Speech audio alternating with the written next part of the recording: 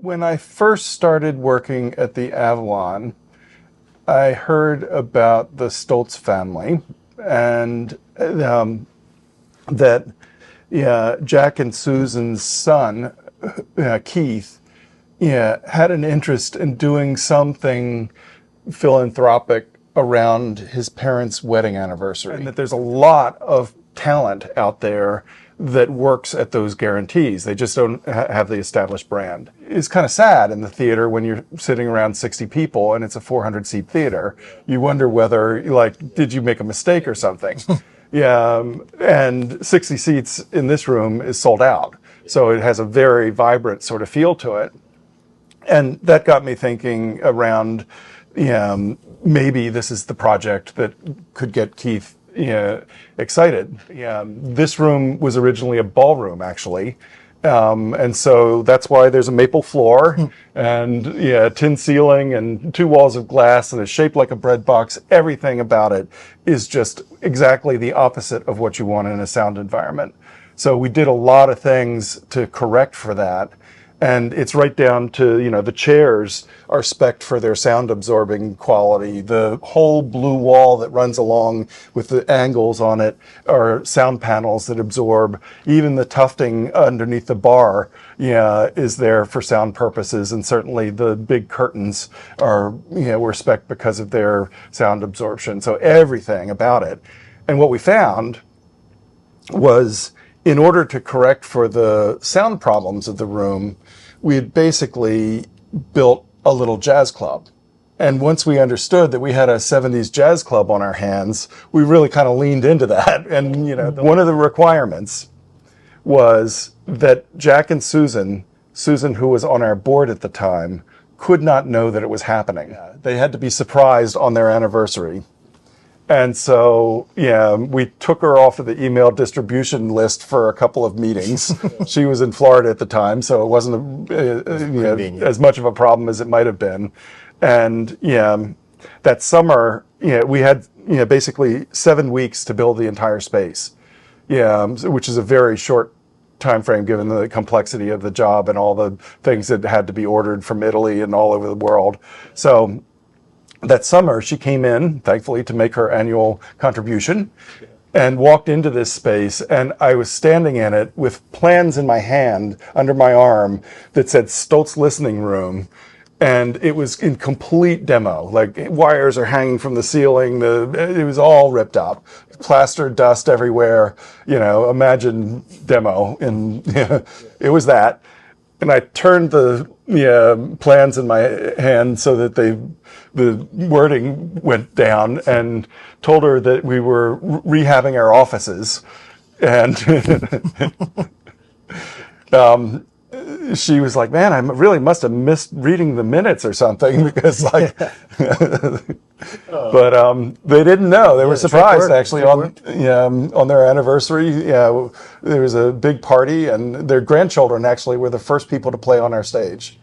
I do believe that the sort of idea, this room has evolved quite a bit since its first inception. The console might be in the same spot, but I think it was kind of perceived originally to kind of be that jazz night, that sort of up there, organic, schmoozy thing. And then you sort of realize that this is a really interesting place to get to watch a really good performance, and it's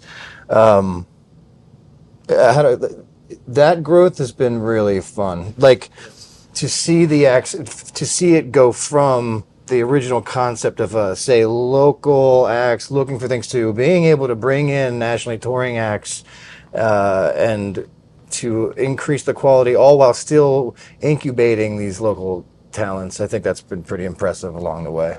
I knew we had a thing when a couple of kids from Brooklyn came, not on a show night or anything, but they just came because they kept on hearing about this room.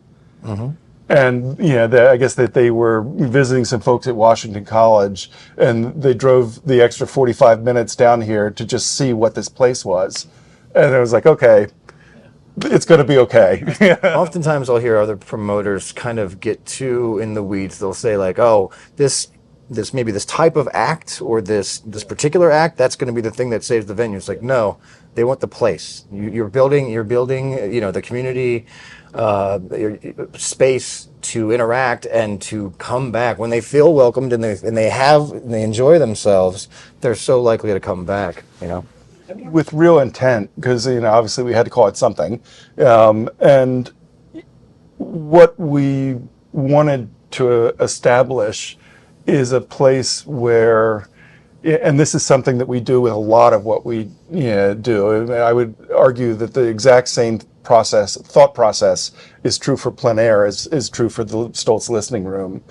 We want to show artists as good as they actually are. And so, it is a listening room. You're not, and the intent is not to talk over everybody. And, we're very conscious of not making too much ice clinking sounds in the bar. And, it's a place where everybody gathers to really hear something special. And the acts notice that too. The amount of times that somebody's going to think, this really is a listening room. Right. You are paying attention, and they're so, they're grateful for it because, whether it is the local act that's used to a corner with a chirpy bar, or even a national act where it's kind of just a loud environment and maybe folks are, a little less attentive here. There's nothing in between you and them, This is a really special space, and you think it was really kind of born out of love. Yeah. Keith's love for his parents love for one another, their love for our community, our community's love for live music. It has that kind of intangible, qualitative thing in it.